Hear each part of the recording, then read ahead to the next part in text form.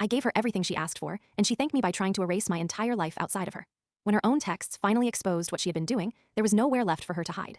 She screamed the word abuse at me like it was a weapon she had been saving. I had just told her no, that was it. I said no, I am not cutting off my friends because you feel uncomfortable, and she lost it completely. I met Daniela when I was 29. I had dated casually for years, and when she said she wanted something real, I said okay. I meant it. I showed up every single day and built something I thought was solid. For the first year, she was everything I had wanted. Attentive, warm, easy to be around. But small things kept happening. She would sulk when I made plans without her. She would go cold if I mentioned certain friends.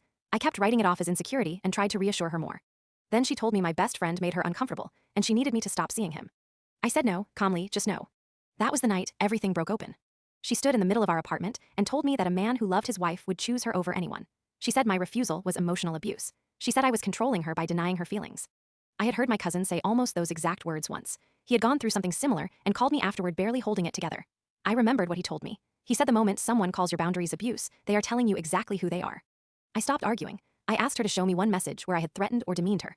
She grabbed her phone to prove her point and accidentally opened the wrong thread. The texts between her and my friend were right there, not friendship, not crossed wires, clear, deliberate, months long. She had not been uncomfortable around him. She had been managing her exposure.